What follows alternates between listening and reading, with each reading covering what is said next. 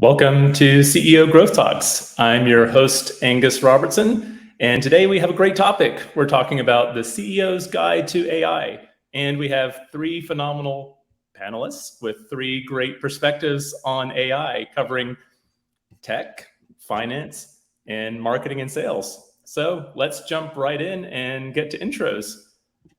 Burke, can you tell us a little bit about Fortium Partners and your perspective from a tech perspective?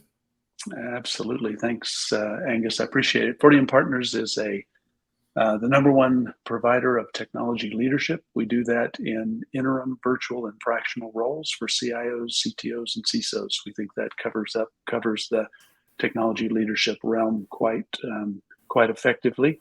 And we're here today to talk about AI at a senior level, at a high level, from the executive perspective today. And I think having those CIO, CTO, CISO perspectives is a great backdrop for communicating the latest in AI to a CEO audience. Absolutely. It's important for CEOs to consider these different perspectives. So Eddie, tell us about your background and your perspective on the world of finance. Yeah, absolutely. Pleasure to be here with everyone today.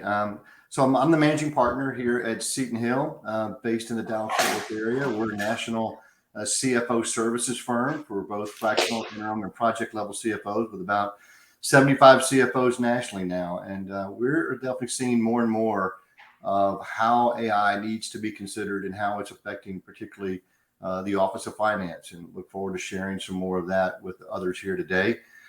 My background overall in general is I'm a former Chief Revenue Officer and on the sales side in the world of ERP and business, but look forward to adding insights across that knowledge base. So thank you for having us. Thank you, Eddie. And I'm looking forward to some of the use cases you've seen with AI in the world of finance. And last but not least, Ed, marketing and sales. So it's good to have you representing the group here. Likewise, Angus. And Chief Outsiders is the largest provider of fractional chief marketing officers and chief sales officers to help businesses accelerate growth. I've been with Chief Outsiders for 5 years and combined both my technology background and business background to help companies grow. Perfect. Well, now we can get into the content, and we'll start, Burke, with a little bit of history and just how do we get here? Because I think this latest energy and wave of AI has caught us all a little bit by surprise, and certainly got us thinking about how things are changing for everybody. Exactly. So since we are targeting an executive audience, it makes a lot of sense to just say, why are we talking about this? People may have started hearing more about AI and ChatGPT and other vendors and other products in the last really 6 to 10 months ago. It's been very, very quick. So I thought it'd be a good idea to just talk about this quickly. So AI, artificial intelligence, AI, really started in earnest back in 1956.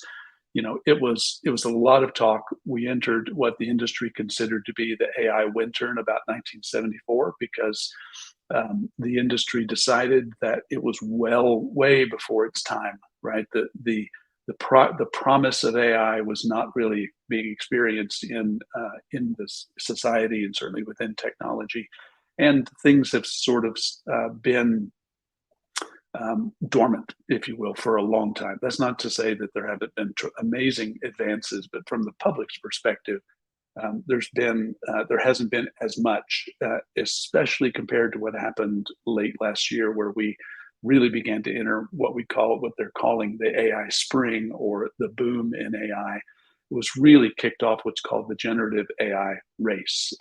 And so there was a company called OpenAI founded in about 2016, 2017.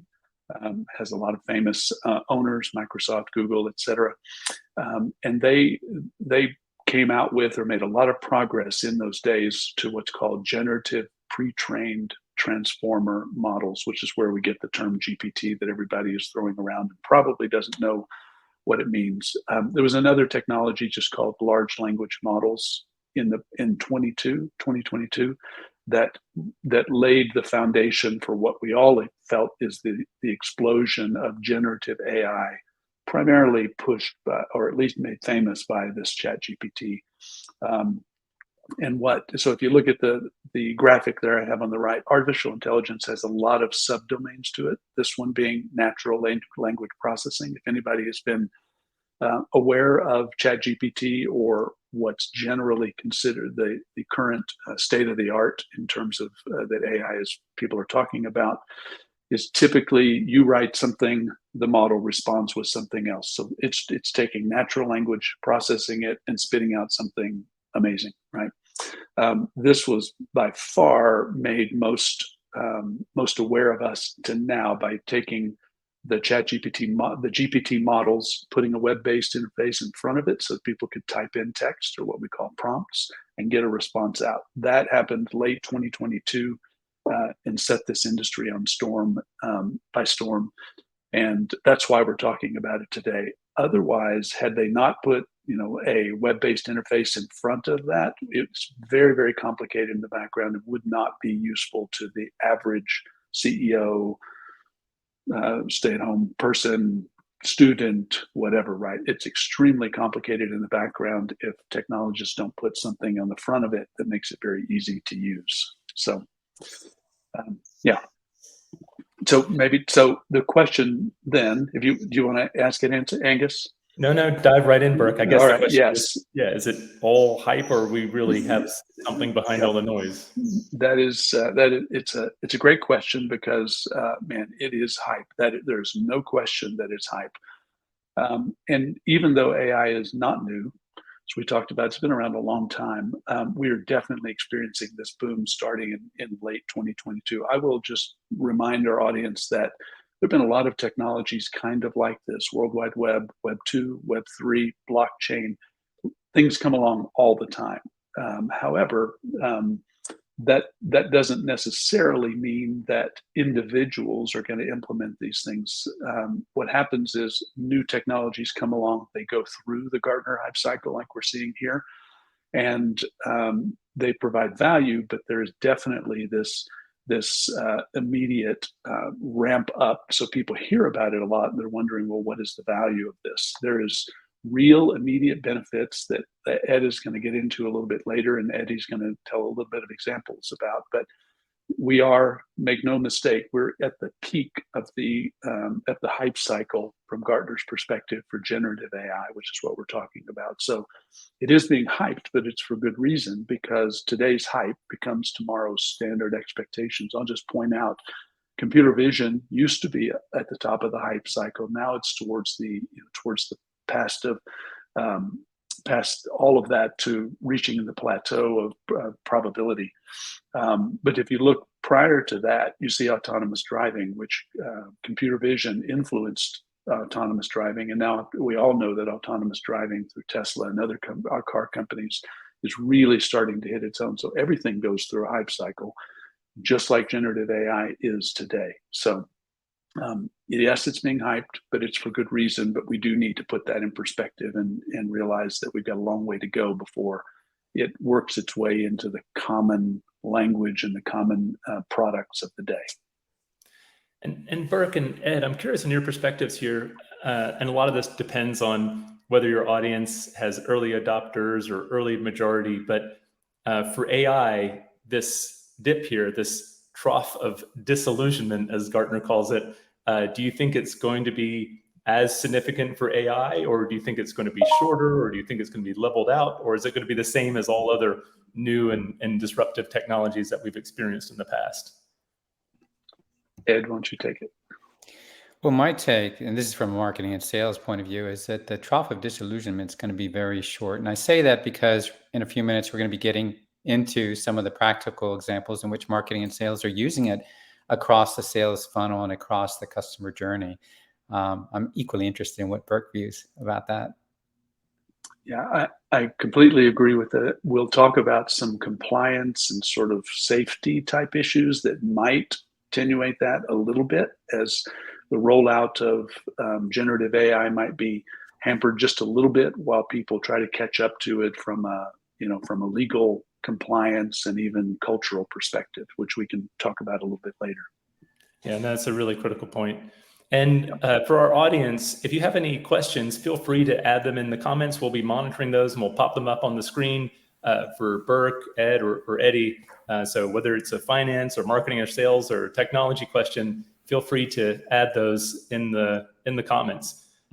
So switching to the practical side, some of the use cases that we're looking at on the generative AI front or the AI front in general. Before we jump in, Eddie, what are you seeing in the world of AI? Are you getting any phone calls talking about how AI can revolutionize your business?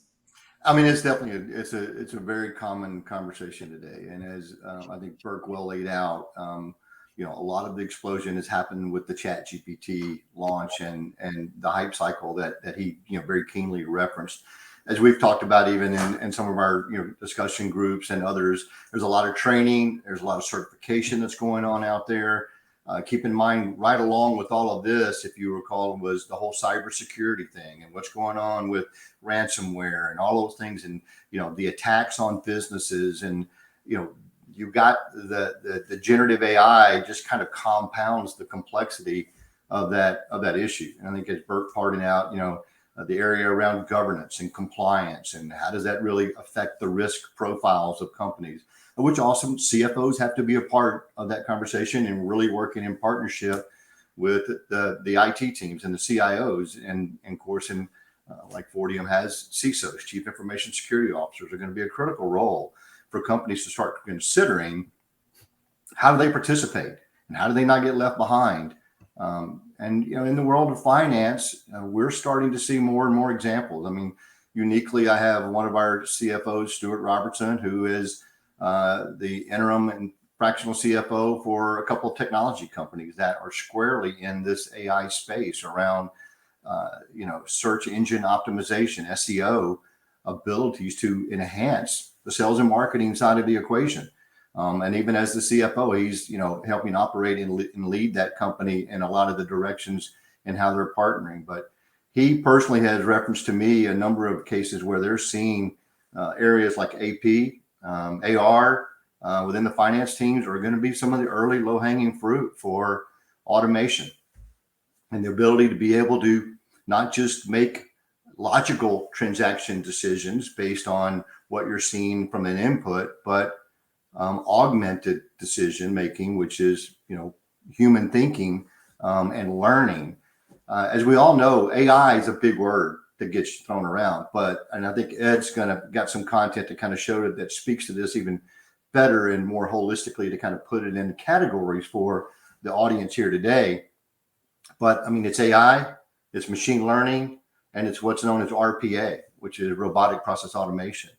And they all kind of go together in some form or fashion. And as we were talking about earlier, AI is definitely a part of RPA, but it's also not, right? There's also just some pure things that are pure technological bots and automation that are being enabled, particularly in things like payment, cash management, a lot of FP&A, so financial planning and analytics around cash forecasting types of models, where generative AI is going to be able to look at massive amounts of data around where your past has been, where you're headed, and maybe even do some, holistic, industry augmentation of that data is what some of the industry norms around what your cash and expense trends might be, to better advise companies on how do they plan and how do they forecast and how do they risk mitigate their future. So it's definitely something that CEOs, CFOs, and CIOs across the board are going to need to be looking at. But, I think as we transition to part of this, there's no question the big impact area right now for companies and for companies that our CFOs are helping lead and manage.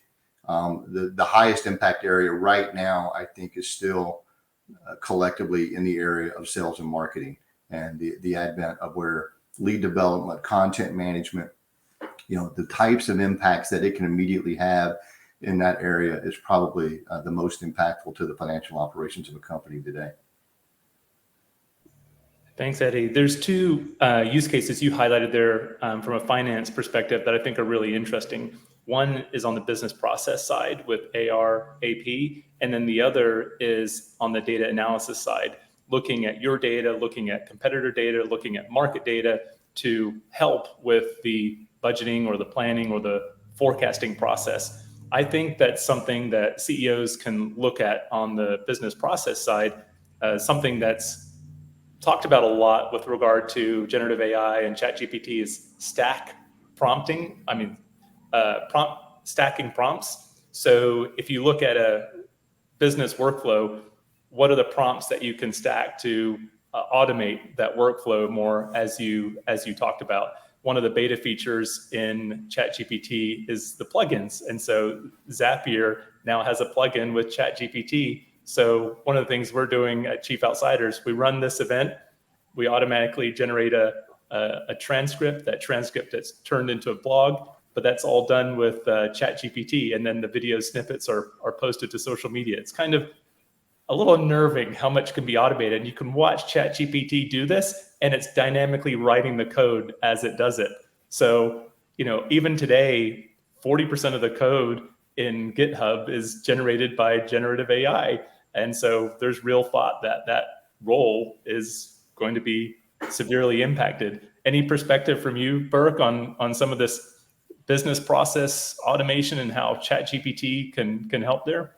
Yeah, you've got the convergence of a lot of things, including low code, no code tools and products. But you're right; it is one of the main areas of generative AI. One being marketing, the other being code, which is your discussion about GitHub and its Copilot product. Those are the two main areas today.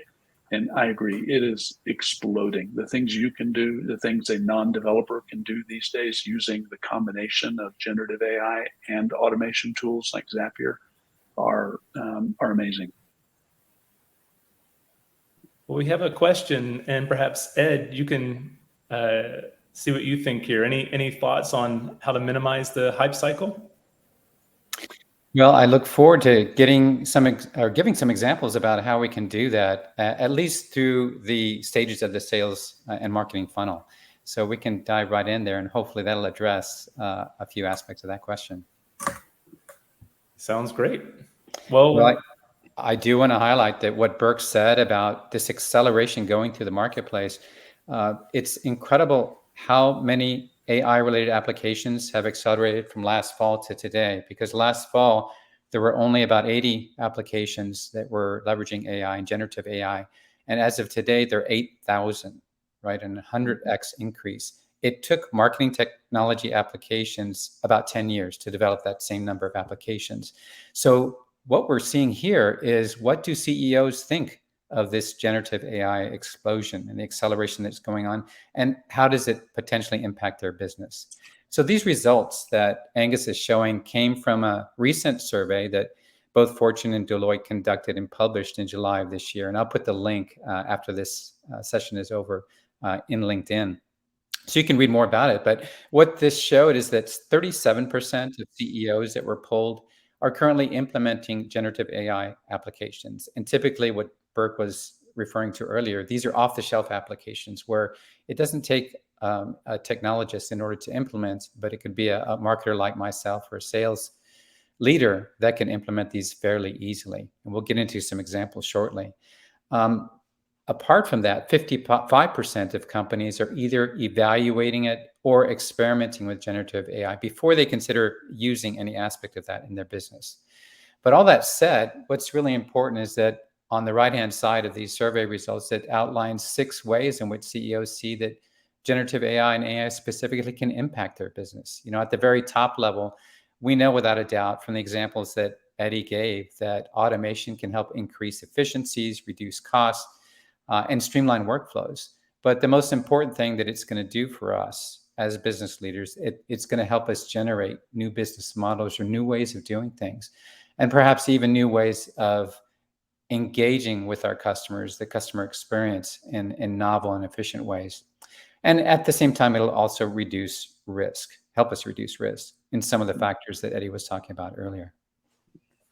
So next, what we're going to take a look at is what business leaders end up questioning, and we've heard a lot of discussion from Eddie, Burke, and myself, is that we talk to a lot of CEOs, and they ask us, should they have anxiety about AI. I think there's a reason the letters A and I are in the words anxiety, because AI has produced anxiety about whether or not we should pause and take stock at what's happening before we do anything, or take action, because the sense of urgency is happening from all the competitors using AI applications out there. So on the left-hand side, we just want to make a note that, business leaders are at risk of missing the mark if they think AI should just be stuck in a data science team or in the IT team, and not try to make a bridge of the gap to the business applications of that. Yes, it's true that it's in the hype cycle, but it's important that whatever aspect of business looks at about AI or generative AI is applied to how it can impact the business. And on the right-hand side, how do we hit the mark about AI? I think there are a few ways in which we can do that and start small. You can gather the best of your digital leaders in your company and consider forming either a tiger team or a center of excellence to explore where can we first use and apply some simple applications that'll impact the business positively. The next slide will get into those. But we can also ask those questions, how can this help us compete in a better way? How can we thrive? And what product or service changes or organizational cultural changes do we need to make to ensure that this is done in a responsible AI way? So, Ed, I really resonate with your point there, which is this an inflection point for business? And Ed and Eddie and Burke, I'm curious on your thoughts here.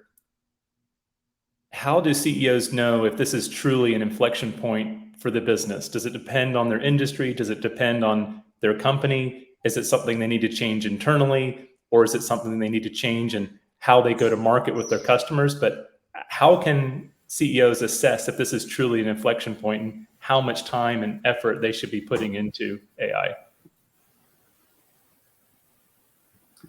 Well, there's a pause. So all of you, but I know. I'm just going to, maybe since I'm at the top, I'll just say very briefly, one key differentiator is if you are a technology company, a software company, SaaS, B2B, B2C, you are already behind the curve, possibly hopelessly behind the curve, if you're not already implementing. This is not just an inflection point, but you should be well on your way to implementing AI capabilities inside of your product. And that'll go hand in hand with a comment I'll make in just a minute about the general population taking advantage of this. If you're not a technology company providing software that includes AI to other companies, I do think that while you can begin to implement this in your various functions, in your finance function, your marketing, sales function, it's not too far, right? There's still a lot of time to take advantage of this. You're not past the point where everyone else has already implemented it and you're hopelessly behind the curve. I don't think so. Burke, I think that's a really, really good summary. I was just looking this morning at the HubSpot. So HubSpot's a CRM that competes with Salesforce, but the HubSpot public beta is around AI. There's something like 20 new features they have with distinct new AI capabilities. I was like, oh my goodness, how do you just even stay on track for all this? But Eddie, you were going to say. Yeah, no, I think, and I don't want to completely steal Burke's thunder here a little bit on some of the other one, but it's very relevant to some of the research conversations that we're having. I think there's a lot of stress and anxiety, maybe to your point on the AI earlier, that companies need to be data scientists and technologists to try to figure all this out. The reality of it is, just like in the blockchain cycles, just like in the Web 2.0, Web 3.0 stuff that Burke was referencing before, you're going to look as a CEO in a company, a manufacturing company, a construction company, a retail restaurant business, e-commerce, et cetera. Look to your vendors, look to your providers to be on top of that. Hold them accountable, make sure they communicate what they're doing to include AI, machine learning, and RPA into the fundamentals of what they're going to do, so that you can apply it, professionally with the right level of security. For example, one of the banks we were talking to here is really adding a lot to their treasury management and to their cash management and their payment systems. And in it, they're using vendors and solutions that they are vetting that fit best within their portfolio of products to serve their clients leveraging technologies like AI and RPA. And I echo what Burke said about SaaS companies and software companies. If you're one or the other, you need to be including AI to improve your processes. Why? Because those that become AI first will have prime mover advantage in that industry or marketplace. So to the question earlier, what are some applications that can lessen or reduce that trough of disillusionment? These are just a sampling, and we're going to put a link in the LinkedIn about another session that this applies to, about how to unlock AI for marketing and sales. But if you look at the sales funnel and the customer journey from the top of the funnel all the way to the bottom, there's a way in which you can use a crawl, walk, run approach into implementing aspects or applications of AI across the customer journey. Many of you out there are already experimenting or working with ChatGPT, Bard, and perhaps Claude. And the good thing about the top of the funnel value of that is that you can put in a topic, a persona, the type of voice you want to use, professional, informal, and the takeaways you want for a particular article. And one of those large language models, Bard or ChatGPT, will generate in seconds a new blog article, a new transcript, a new white paper case study based on the information you feed it. Alternately, to Angus's early example, you can take a podcast transcript and have it repurpose that same thing into a blog article or into a social media post. When you look at the walk stage, maybe more applicable to the middle of the funnel, there are applications out there from Jasper, Buffer on the social media side, HubSpot, and others on the CRM side, where you can use to help better manage and automate the workflows across the marketing and sales function to ease and that customer journey from the top to the middle of the funnel. And on the run approach, there are very sophisticated applications out there like Gong, Mixpanel, the Einstein portion of Salesforce, or Video.ai that could really help in all aspects of the sales and marketing funnel or all aspects of the customer journey. But they can become predictive in examining sales transcripts to identify where could they have used better wording to help convert a potential client to the next stage of the journey.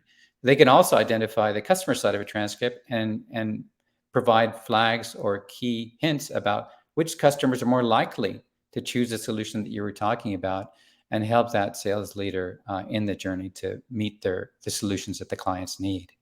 So these are a few examples of how AI can either accelerate your start of implementation for your business, automate aspects of your workflow, and augment what we humans do from an empathy and intelligence side to better our understanding of the impact that these can have for our business. Thank you for sharing that, Ed. I love this approach, this crawl, walk, run approach as a way to get in and start to become familiar with generative AI. I also appreciate something else you talked about, which is the combination of human intelligence with artificial intelligence for that collective intelligence. For the next few years, that's going to be a lot of what we'll be focusing on in terms of generative AI from your perspective. Is that right? Well said. Yes. Okay. Well, Burke, Ed, Eddie, thank you so much for providing these insights and use cases. Before we wrap up, Burke, it's not all a bed of roses. There are some considerations or some potential pitfalls that CEOs should be aware of. What are some takeaways you have for the CEO? Yeah, I think, again, the audience that we're speaking to today, we could speak to a sales audience, a CEO audience, a technology audience. We are specifically talking to the CEO audience. And so, as the CEO has responsibility for all of the functions, they're often several levels removed from the application of these new technologies in their businesses, right? So we need to know about them as CEOs, but we're often not responsible clearly for pushing them in. So the takeaways specifically are, the vast majority of our listeners, people listening to this, and just CEOs of companies in general, are most likely going to take advantage of these advances in technology, specifically generative AI is what has us talking today, through their existing technology products and services, exactly what Ed just provided. A number of great, colorful logos. There are plenty of them out there, but there are very few companies, in my experience and in my opinion, that are going to be hiring engineers and data scientists and getting into the details of these large language models and transformers and so forth. It is, trust me, it is incredibly complex, even for a technologist to get in and start utilizing this stuff, what's behind the scenes. So vast majority of businesses, you will simply hear about this through your functional leadership. So people like Ed, people like Eddie's company, your CFO, your CMO, your CIO, that vast majority of your implementation of these things are going to be through your existing products and services that you have. And it'll be people like Ed who are leading the marketing function and who are responsible for selecting these and implementing it. That said, that doesn't mean just because you're relying on functional leadership doesn't mean you don't have the right to ask the question, hey, how are we taking advantage of AI? If I ask Ed, how are we taking advantage of AI? He's got a ready response because there are a number of tools that we all use in our businesses from the marketing perspective that are making a huge difference, right? But you're looking for awareness. You don't want blank stares. You want a sense of awareness and understanding, and the fact, and to hear that appropriate action is being taken given where we are in that hype cycle and then the ongoing adoption. So. Perfect. Thank you, Burke. And yep. Ed, there are some considerations when it comes to change management as well. Yeah, and from an organizational point of view, no AI application is going to magically be responsible for itself. So it's really important. It's not just the CEO, it's the frontline workers, it's the middle managers that are all responsible for making sure that AI is going to be used in the right way at the right time and in a responsible fashion. So, if you look at on the vertical access belief, do our employees believe that AI transformation matters? To some extent, leaders must put their finger on the pulse and make sure that there's going to be buy-in in the organization to understand that AI can not only benefit the company, but could also benefit yourself in your profession. And on the horizontal axis, efficacy, you can believe all you want. You can have the heart for wanting to transform your organization with AI, but you got to have the skills, you got to have the tools. So it's an organization, the team's responsibility to make sure that there's efficacy across there. So no matter where you are in those quadrants, there is a way that you can take actions and gradually, incrementally shift to the inspired quadrant, where you're not only believe in the transformative aspects of AI, but you're also capable of getting there. Fantastic. Well, thank you, Burke, Eddie, and Ed, for sharing your perspectives. I think it's really important to hear these different perspectives from a technology, from a finance, and from a marketing and sales point of view, because generative AI and AI in general is affecting all these disciplines significantly. So we need to be, and CEOs need to be aware of the impact across their business. And thanks again to our audience for participating, and look forward to seeing you on the next CEO Growth Talks.